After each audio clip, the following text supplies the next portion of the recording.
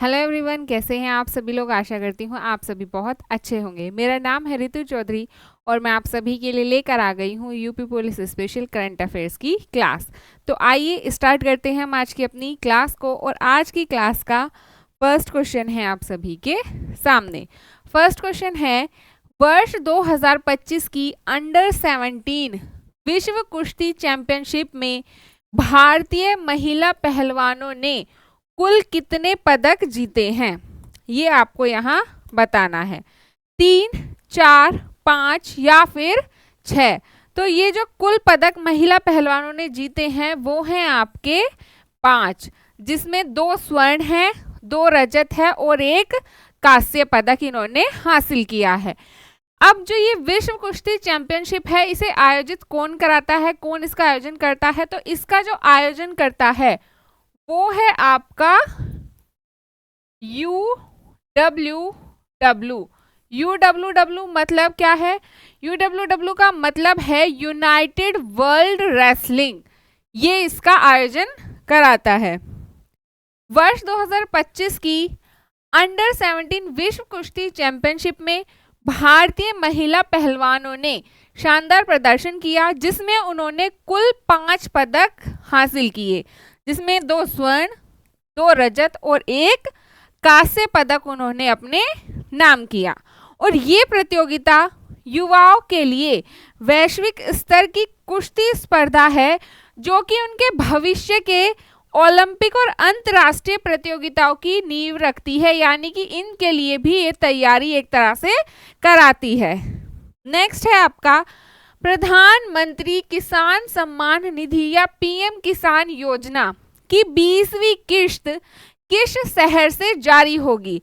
लखनऊ, गोरखपुर, पटना या फिर वाराणसी? तो जिस शहर से ये जारी होगी 20वीं की किश्त, वो होगा आपका वाराणसी। अब बात करें हम पीएम किसान योजना की, तो ये है क्या? इसकी जो शुरुआत की गई थी वो आपकी 2019 में इसे शुरू किया गया था। क्या है ये पीएम किसान योजना? तो ये भारत सरकार की एक पहल है, जिसके तहत क्या करती है सरकार की किसानों को एक न्यूनतम आय की सहायता प्रदान करती है हर वर्ष। कितनी है वो न्यूनतम आय? तो वो है आपकी 6,000 रुपये। यानी कि जो 6,000 रुपये हैं वो वर्ष में 3 किश्तों में किसानों को दिए जाते हैं, 2-2 हजार के रूप में। तो ये न्यूनतम आय की सहायता जो सरकार है वो किसानों को प्रदान करती है। और जो इसकी जो शुरुआत की गई थी, जो पीएम किसान योजना है, इसकी जो शुरुआत की गई थी वो आपकी की गई थी यूपी के गोरखपुर से इसकी शुरुआत की गई थी। प्रधानमंत्री नरेंद्र मोदी ने वाराणसी से प्रधानमंत्री किसान सम्मान निधि योजना की 20वीं किश्त जारी की, जिसके तहत 9.7 करोड़ से अधिक किसानों को 20,500 करोड़ की राशि वितरित की गई है। ये योजना केंद्र सरकार के द्वारा पूरी तरह वित्त पोषित एक केंद्रीय क्षेत्र की योजना है, जिसकी घोषणा भी मैंने बताई कि 1 फरवरी 2019 को बजट में की गई थी। और जो इसका शुभारंभ किया गया था, घोषणा 2019 1 फरवरी को हुई, लेकिन इसका जो शुभारंभ हुआ यानी कि जो ये वर्केबल हुई वो हुई आपकी 24 फरवरी 2019 से। और कहाँ से शुरू हुई? तो गोरखपुर से इसे शुरू किया गया था। नेक्स्ट है आपका अपना घर योजना की शुरुआत किस मंत्रालय के द्वारा की गई है? सड़क परिवहन एवं राजमार्ग मंत्रालय, आवास और शहरी मामलों का मंत्रालय, नेक्स्ट है आपका पेट्रोलियम एवं प्राकृतिक गैस मंत्रालय, और लास्ट है आपका श्रम और रोजगार मंत्रालय। तो किस मंत्रालय के द्वारा इसे शुरू किया गया है? वो है आपका पेट्रोलियम एवं प्राकृतिक गैस मंत्रालय। किसके लिए ये योजना शुरू की गई है? तो ये योजना जो है वो उनके लिए शुरू की गई है जो लोग ट्रक वगैरह चलाते हैं, जो लंबा सफ़र करते हैं, यानी कि जो ट्रक सप्लाई गुड्स वगैरह सप्लाई करते हैं या कुछ ऐसे प्रोडक्ट सप्लाई करते हैं जो दूर दूर तक जाते हैं। तो तो ऐसे लोगों के लिए, ऐसे ही ट्रक चालकों के लिए ये शुरू की गई है, ताकि वो इतनी लंबी यात्रा को करते हुए कहीं बीच में रुककर आराम कर सके। इसीलिए उनके लिए ये योजना को चलाया गया है। 31 जुलाई 2025 को पेट्रोलियम एवं प्राकृतिक गैस मंत्रालय ने ट्रक चालकों के लिए अपना घर विश्राम सुविधा योजना की शुरुआत की है। क्यों की है इसकी शुरुआत, क्या है इसका उद्देश्य इसे शुरू करने का? तो इसका उद्देश्य यही है शुरू करने का कि जो ट्रक चालक हैं उनकी यात्रा सुरक्षित हो सके, आरामदायक हो सके और उनके जीवन स्तर को बेहतर बनाया जा सके। इसलिए इस योजना को उन्होंने शुरू किया है। ये योजना राष्ट्रीय राजमार्गों पर विश्राम स्थलों की स्थापना से जुड़ी है, यानी कि जो आपके राष्ट्रीय राजमार्ग होंगे उन पर विश्राम स्थल बनाए जाएंगे, जिसमें कि जहां 368 केंद्रों में अब तक 4611 बिस्तर और बुनियादी सुविधाएं स्थापित की जा चुकी हैं। इसमें क्या क्या सुविधाएं इन्हें दी जाएंगी? तो इसमें जो सुविधा दी जाएंगी वो ये होंगी, इन्हें रहने के लिए बिस्तर, मतलब सोने के लिए बिस्तर दिया जाएगा, किचन भी इन्हें दिया जाएगा ताकि ये खुद खाना बनाकर खा सके, शुद्ध पानी पीने के लिए इन्हें दिया जाएगा, स्नान घर की भी सुविधा वहां की जाएगी। तो ये सभी सुविधाएं इन्हें वहां दी जाएंगी। नेक्स्ट है आपका पाताल पानी काला कुंड रेल लाइन किस रियासत के शासन काल में शुरू की गई थी? ग्वालियर, भोपाल, होलकर या फिर सिंधिया? तो ये शुरू की गई थी होलकर के शासन काल में। कौन है ये होलकर और कहाँ ये शुरू की गई? तो ये जो रेलवे लाइन थी ये इंदौर राज्य के एक महाराजा थे आपके तुकोजी राव होलकर। इंदौर राज्य के महाराजा थे ये तुकोजी राव होलकर। इन द्वितीय होलकर द्वितीय कौन से थे? ये द्वितीय नंबर के थे। कौन से नंबर के थे? तो ये है द्वितीय नंबर के। इन्होंने इसकी शुरुआत की थी अपने शासन काल में, यानी कि जब इन्होंने इनका शासन चल रहा था उसी टाइम पर इसे शुरू किया गया था। और इसका जो प्रस्ताव रखा गया था रेलवे लाइन का जो प्रस्ताव रखा गया था वो आपका रखा गया था 1870 में। प्रस्ताव कब रखा गया? 1870 में। और ये शुरू कब हुई, यानी पूरी हुई थी वो आपकी हुई थी 1878 में। 1870 में इसका प्रस्ताव रखा गया, यानी सुझाव दिया गया इसे बनाने के लिए, और ये पूरी जब हुई बनकर वो 1878 में हुई थी। आगे देखते हैं, मध्य प्रदेश में पाताल पानी कालाकुंड हेरिटेज ट्रेन का संचालन अगस्त 2025 में दोबारा शुरू किया गया है, जो भारतीय रेलवे की विरासत संरक्षण परियोजना का हिस्सा है। यह ऐतिहासिक मीटर गेज रेल लाइन है जो 1870 में होलकर रियासत के राजा तुकोजी राव होलकर द्वितीय के द्वारा इसे शुरू किया गया।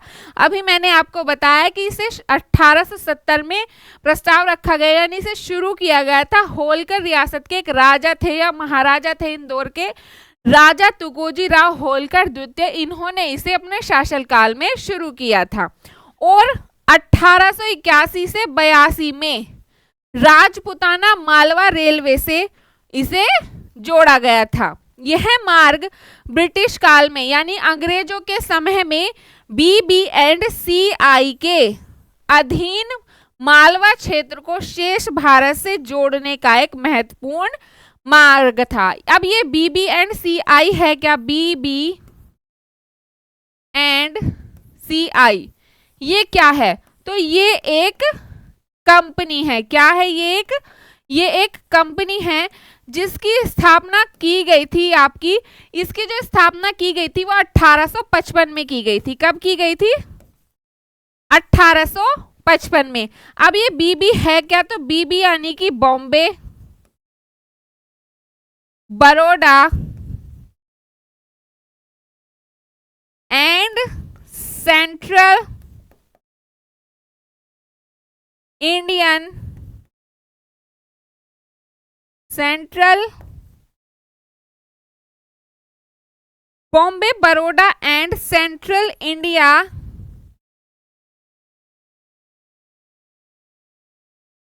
रेलवे।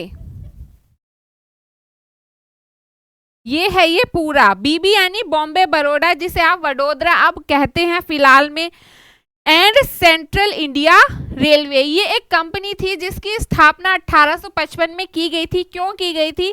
ताकि आपके मालवा से और शेष भारत को जोड़ा जा सके रेलवे लाइन से, इसलिए BBNCI के अधीन यानी कि तहत ये कार्य शुरू किया गया था।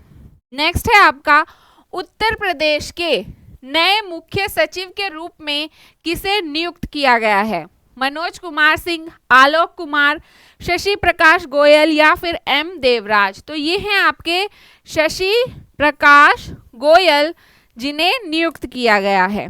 शशि प्रकाश गोयल ये 1989 बैच के वरिष्ठ IAS अधिकारी हैं जिन्होंने उत्तर प्रदेश के मुख्य सचिव के रूप में पदभार ग्रहण किया है। अब इससे पहले इनसे जिस पद पर ये आए हैं, इनसे पहले इस पद पर जो थे वो थे आपके मनोज कुमार सिंह, जिनका इन्होंने स्थान लिया है और ये उसी दिन सेवानिवृत्त हुए हैं, यानी कि इनका जो कार्यकाल था वो उसी दिन समाप्त हुआ है। अब ये क्या हो चुके हैं? आपके रिटायर हो चुके हैं। यह नियुक्ति प्रशासनिक निरंतरता, सुशासन और विकास उन्मुखी नीतियों के प्रभावी कार्यान्वयन की दिशा में एक अहम कदम माना जा रहा है, जिससे उत्तर प्रदेश को $1 ट्रिलियन की अर्थव्यवस्था बनाने में एक लक्ष्य की अर्थव्यवस्था बनाने के लक्ष्य में एक बहुत अच्छी गति मिलने वाली है। यानी कि इनकी जो नियुक्ति है वो क्या है? हमारे उत्तर प्रदेश की अर्थव्यवस्था में एक महत्वपूर्ण भूमिका इनकी जो नियुक्ति है वो निभाने वाली है। नेक्स्ट है आपका रक्षा मंत्रालय ने किसे वित्तीय सलाहकार या रक्षा सेवा के पद पर नियुक्त किया है? राजेश शर्मा, डॉक्टर मयंक शर्मा, नीरज मल्होत्रा या फिर सुरेश कुमार। तो ये हैं आपके डॉक्टर मयंक शर्मा जिन्हें नियुक्त किया गया है। 1 अगस्त 2025 को रक्षा मंत्रालय ने यह घोषणा की कि डॉक्टर मयंक शर्मा ने वित्तीय सलाहकार या रक्षा सेवा के पद का कार्यभार संभाला है। वे भारतीय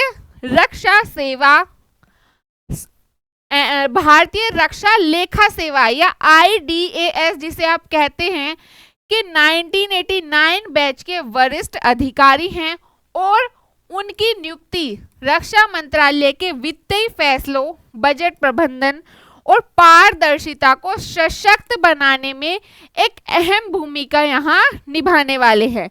ठीक है, नेक्स्ट आगे है डॉक्टर शर्मा पूर्व में नियंत्रक journal of India defence accounts या CGDA रह चुके हैं और कैबिनेट सचिवालय में विभिन्न वरिष्ठ पदों पर भी ये कार्य कर चुके हैं।